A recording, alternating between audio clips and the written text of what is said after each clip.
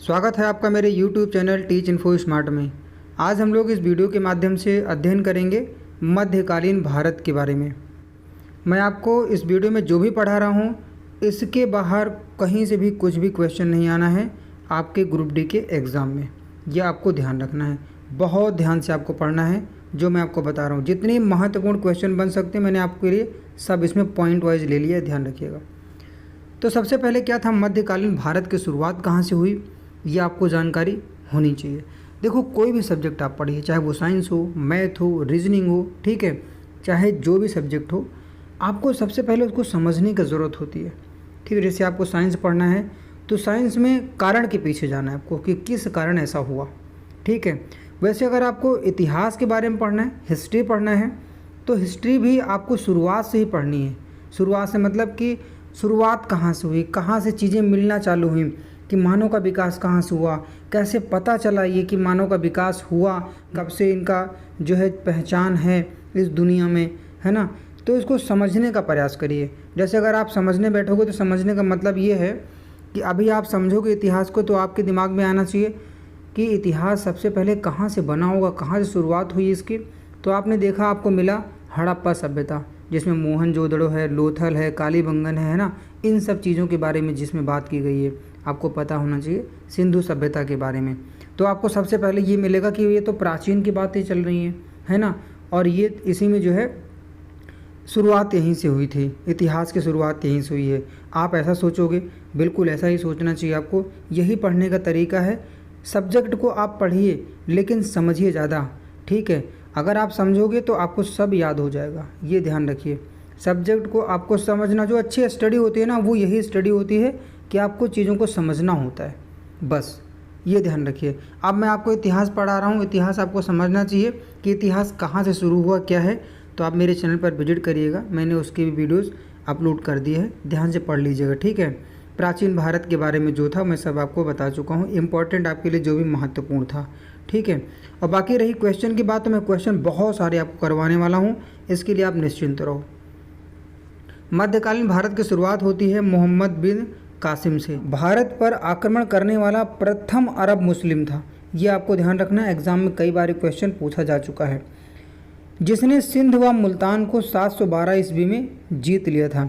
इन दोनों प्रांत को, ठीक है, कब जीता था इसने? 712 ईस्वी में जीत लिया था, ये आपको ध्यान रखना है। तो देखिए 712, 7 और सिंध, ठीक है, तो जीत लिया था। तो आप याद कर सकते हो कि मोहम्मद बिन कासिम ने क्या जीता था, तो सिंध को और मुल्तान को 712 ईस्वी में जीत लिया था, आपको ध्यान रखना है।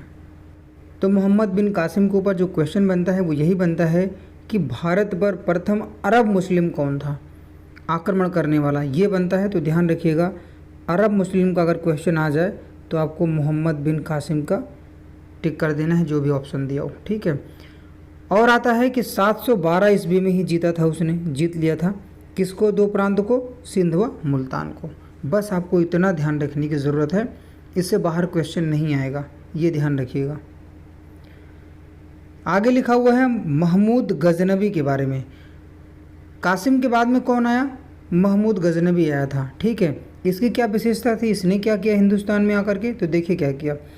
महमूद गजनवी ने भारत पर 1001 ईस्वी से 1027 ईस्वी के बीच 17 बार आक्रमण किया था। भाई 1-2 बार नहीं, 17 बार इसने आक्रमण किया था, ठीक है, ये ध्यान रखिएगा। आगे लिखा हुआ है 1025 ईस्वी में उसका सोमनाथ के शिव मंदिर पर आक्रमण सबसे प्रसिद्ध आक्रमण है। तो आपको ध्यान रखना है कि क्वेश्चन ये बनता है, क्वेश्चन कई बार एग्जाम में आया हुआ है कि महमूद गजनवी का जो सबसे प्रसिद्ध आक्रमण था वो कौन सा है, तो आपको बताना है सोमनाथ के शिव मंदिर पर आक्रमण, ये ध्यान रखिएगा। अच्छा, इन लोग का जो महमूद गजनवी है और कासिम हैं, तो इन लोग का उद्देश्य ये नहीं था कि हम भारत में चलें और वहाँ राज करें, अपना जो है सत्ता स्थापित करें, ऐसा नहीं। इनका काम था कि आओ चलो लूटो मारो खाओ वापस जाओ, ये काम था इनका, ठीक है। धन एकत्रित करने का इनका मेन उद्देश्य था, तो ध्यान रखिएगा। आगे चलते हैं, देखते हैं क्या है। मोहम्मद गौरी के बारे में देखेंगे, ठीक है।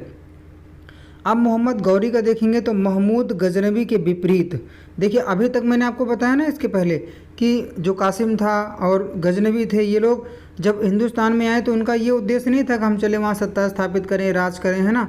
ऐसा कुछ नहीं था, वो सिर्फ लूटने आते थे, धन लूटेंगे, एकत्रित करेंगे, वापस चले जाएंगे, ठीक है। लेकिन मोहम्मद गौरी ने क्या किया, महमूद गजनबी के विपरीत, विपरीत का मतलब ये है कि वो लोग सत्ता स्थापित करने नहीं आए थे, यहाँ राज करने नहीं आए थे, सिर्फ लूटने के उद्देश्य से आए थे।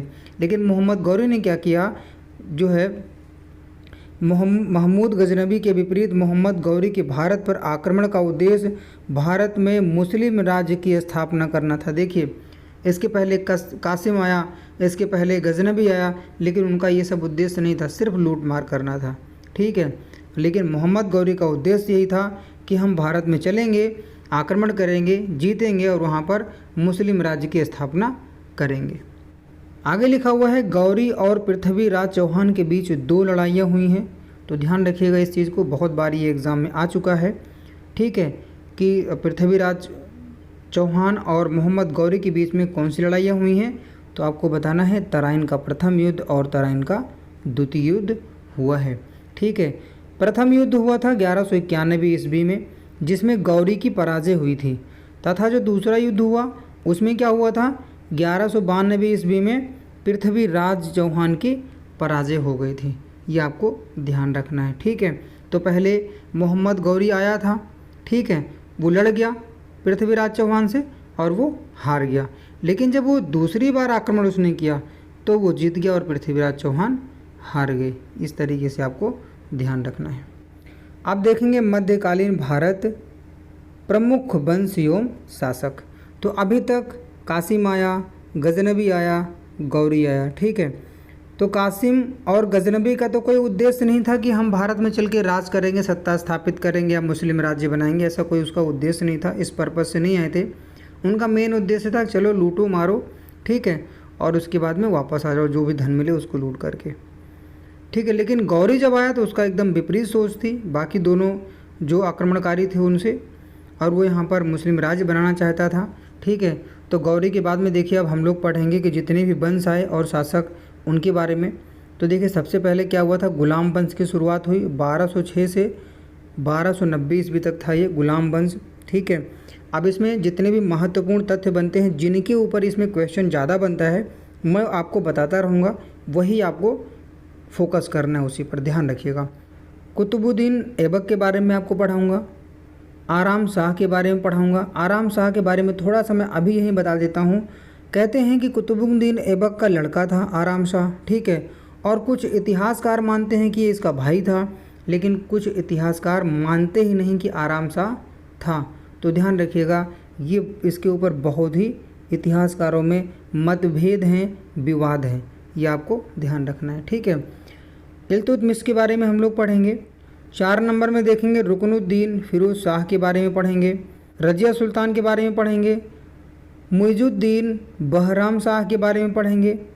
7 में लिखा हुआ है अलाउद्दीन मसूद शाह के बारे में पढ़ेंगे, नसरुद्दीन महमूद के बारे में पढ़ेंगे।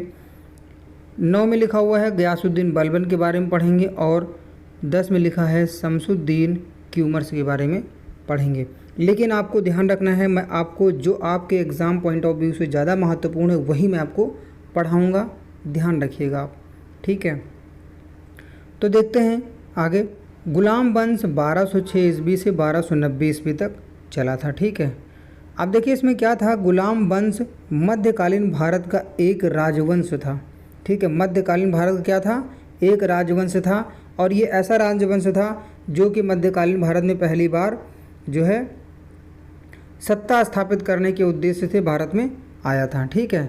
इस वंश का पहला शासक कुतुबुद्दीन ऐबक था। अब कुतुबुद्दीन ऐबक कौन था, कुतुबुद्दीन ऐबक जो था वो गौरी का गुलाम था, ठीक है, और इसी के नाम से ये गुलाम था गौरी का, इसी से गुलाम वंश की स्थापना इसी ने किया था, इसीलिए ये गुलाम था, इसीलिए इसने जो वंश चलाया उसका नाम हुआ गुलाम वंश, और ममलूक वंश भी इसे कहा जाता है, ये भी आप ध्यान रखिएगा, अर्थात मामलुक वंश भी इसे कहा जाता है, इस वंश को दास वंश भी बोला जाता है, ये भी ध्यान रखिएगा। लिखा हुआ है जिसे मोहम्मद गौरी ने पृथ्वीराज चौहान को हराने के बाद नियुक्त किया था। मैंने अभी आपको बताया कि मोहम्मद गौरी ने क्या किया था, कुतुबुद्दीन ऐबक को गुलाम बना के रखा था। ठीक है, तो वो कुतुबुद्दीन ऐबक जो है मोहम्मद गौरी का गुलाम था। ठीक है, और उसने क्या किया था, पृथ्वीराज चौहान को जब हरा दिया तो उसके बाद में उसने कुतुबुद्दीन ऐबक को नियुक्त किया था। इस वंश ने दिल्ली की सत्ता पर 1206 से 1290 ईस्वी तक राज किया था। ये ध्यान रखिएगा, इसने दिल्ली की सत्ता पर करीब 84 वर्षों तक राज किया। कितने साल तक? 84 वर्ष तक गई। ठीक है, हिंदुस्तान में बहुत दिनों तक इन्होंने राज किया है। ठीक है, आगे देखेंगे। तथा भारत में इस्लामी शासन की नींव डाली। तो मैंने अभी इसके पहले ही बताया था, कासिम आया, गजनबी आया। ठीक है, इन लोगों का कोई ऐसा उद्देश्य नहीं था कि हम भारत में अपनी सत्ता स्थापित करें, लेकिन देखिए इसने जो सोचा था वो कर दिया। आगे लिखा हुआ, इससे पूर्व किसी भी मुस्लिम शासक ने भारत में लंबे समय तक प्रभुत्व कायम नहीं किया था। देखिए मैंने जो अभी बताया वही चीज़ है ना, कि इसके पहले कोई भी ऐसा मुस्लिम शासक नहीं था जो कि यहाँ पर जैसे गुलाम वंश आया था, जैसे गौरी आया था, इस हिसाब से कोई रहने का प्रयास किया हो। ठीक है, सब आए, लूटे, चले गए।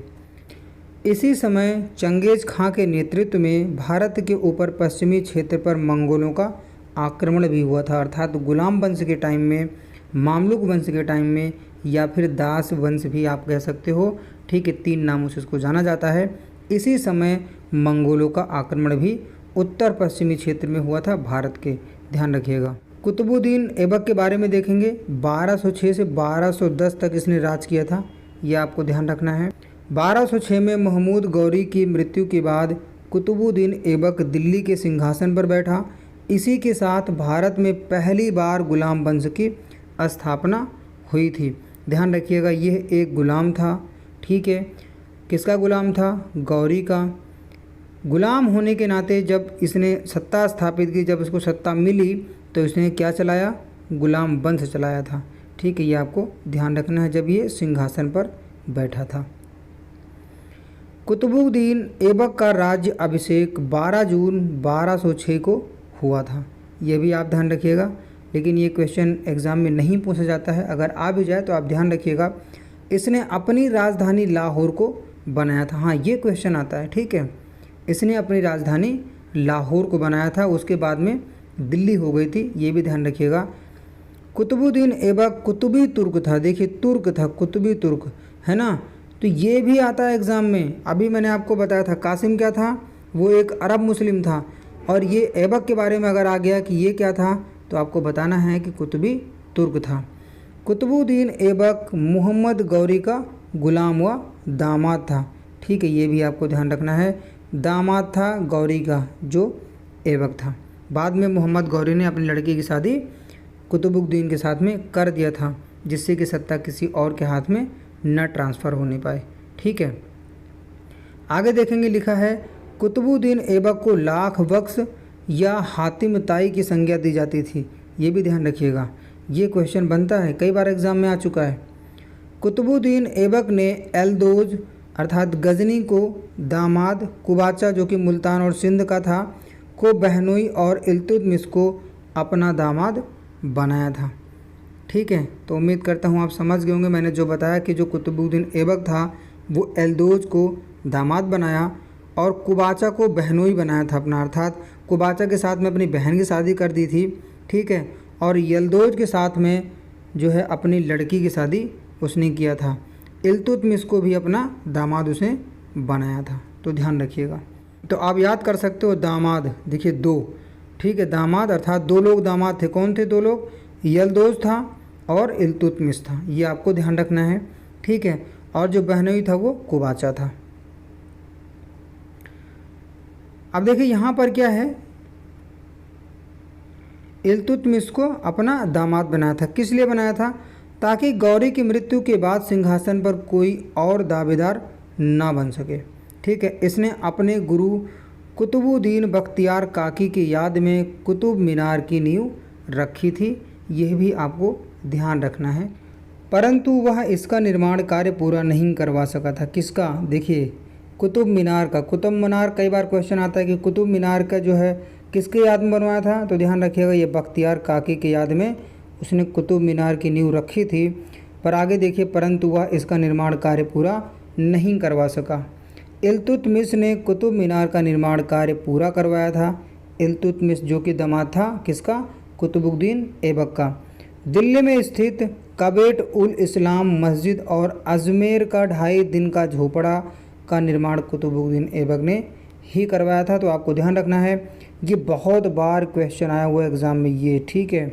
2.5 दिन का झोपड़ा किसने बनवाया था? तो ध्यान रखना है, कुतुबुद्दीन ऐबक ने बनवाया था। ध्यान रखिएगा, ध्यान रखिएगा।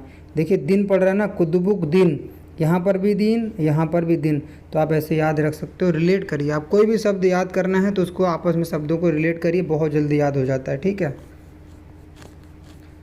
ये मैं बता चुका हूँ आपको। देखिए कबेट उल इस्लाम मस्जिद भारत में निर्मित पहली मस्जिद थी। बहुत इंपॉर्टेंट क्वेश्चन है ये, आपको ध्यान रखना है, ठीक है। इसीलिए मैंने इसको स्पेशल नोट में दिया हुआ है कि कबेट उल इस्लाम मस्जिद भारत में निर्मित पहली मस्जिद थी। आगे लिखा हुआ है 1210 में चौगान खेलते समय घोड़े से गिरकर इसकी मृत्यु हुई तथा इसे लाहौर में दफनाया गया था। किसको? कुतुबुद्दीन ऐबक को। ये भी आता है कि कुतुबुद्दीन ऐबक को कहाँ पर दफनाया गया? तो लाहौर में दफनाया गया था। ध्यान रखिएगा। मृत्यु कब हुई थी, कैसे हुई थी? तो 1210 में इसकी मृत्यु हुई थी और चौगान खेलते समय घोड़े से गिरकर इसकी मृत्यु हुई थी। अब हम लोग देखेंगे इल्तुतमिश के बारे में। 1210 से 1236 ईस्वी तक इसने राज किया था, शासन किया था। इल्तुतमिश को गुलाम वंश का वास्तविक संस्थापक कहा जाता है, क्योंकि जो कुतुबुद्दीन ऐबक था वो ज़्यादा दिन तक राज कर नहीं पाया। उसके बाद में जो शासक था वो इल्तुतमिश था और इसी ने सही से शासन किया था। ये आपको ध्यान रखना है। जो भी अधूरे काम थे कुतुबुद्दीन ऐबक के, उसको आगे बढ़ाने का जो काम था वो इल्तुतमिश के द्वारा बहुत अच्छे तरीके से किया गया था। ये आपको ध्यान रखना है, इसलिए इसको गुलाम वंश का वास्तविक संस्थापक कहा जाता है।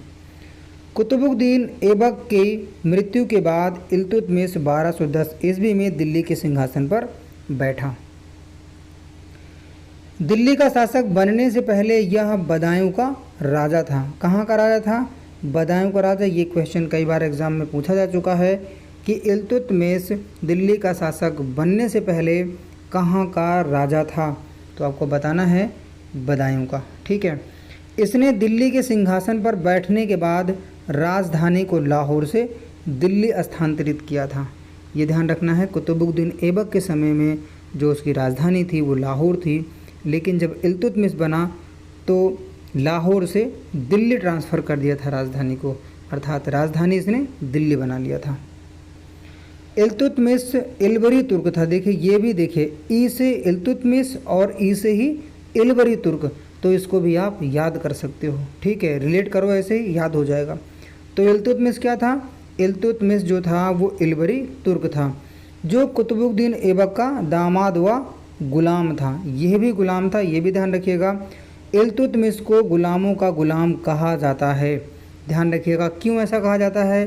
क्योंकि मोहम्मद गौरी का गुलाम था कुतुबुद्दीन ऐबक, और कुतुबुद्दीन ऐबक का जो गुलाम था वो था इल्तुतमिश, इसीलिए कहा जाता है इसको गुलामों का गुलाम, ठीक है। क्योंकि यह कुतुबुद्दीन ऐबक का गुलाम था, जो कुतुबुद्दीन ऐबक खुद भी मोहम्मद गौरी का गुलाम था, जो कि मैंने अभी आपको बताया था।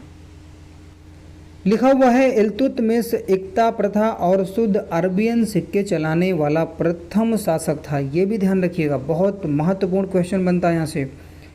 इसने सोने व चांदी के सिक्के चलाए, जिसमें चांदी के सिक्कों को टंका और सोने के सिक्कों को जीतल कहा जाता था। यह भी ध्यान रखिएगा, बहुत ही महत्वपूर्ण तथ्य मैंने लिया हुआ है इसमें, बहुत ध्यान से पढ़िएगा। अगर आप 1 से 2 बार 3 बार अगर आप रिवीजन कर ले जाते हो वीडियो का, तो आप देख लीजिएगा, आपको इससे बाहर क्वेश्चन कहीं मिलना ही नहीं है। आप एग्ज़ाम दे करके देखिएगा, इससे बाहर क्वेश्चन नहीं बनेगा, ठीक है। इसको तुर्के चहलगानी का फाउंडर कहते हैं। तुर्के चहलगानी 40 गुलामों का समूह था, जो हमेशा साए की तरह इल्तुतमिश के साथ रहता था। अब देखिए इसका मतलब क्या था।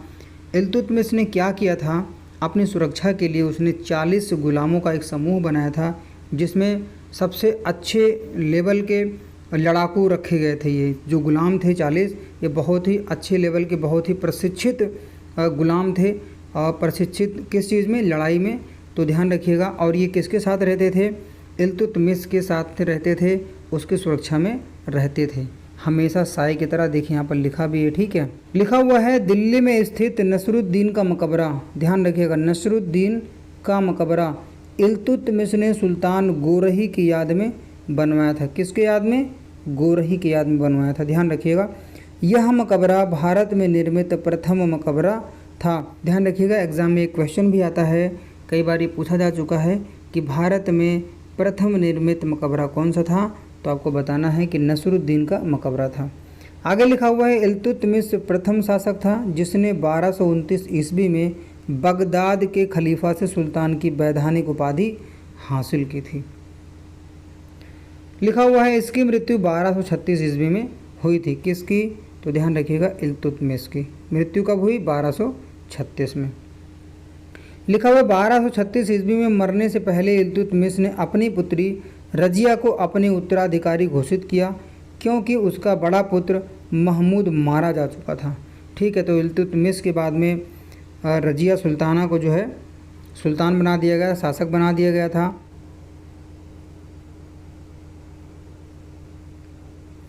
परंतु तर्कों की व्यवस्था, ये व्यवस्था है, ध्यान रखिएगा, के अनुसार कोई महिला उत्तराधिकारी नहीं बन सकती थी। उस समय ऐसा नियम था वहाँ का कि अगर शासक कोई बनेगा तो आदमी ही बनेगा, कोई जेंट्स बनेगा, लेडीज़ नहीं बन सकती है, कोई महिला नहीं बन सकती। तो ध्यान रखिएगा, जैसे ही इल्तुतमिश की मृत्यु हुई, रजिया के उत्तराधिकारी घोषित किए जाने के बाद भी, उत्तराधिकारी किसको घोषित किया गया? रजिया को।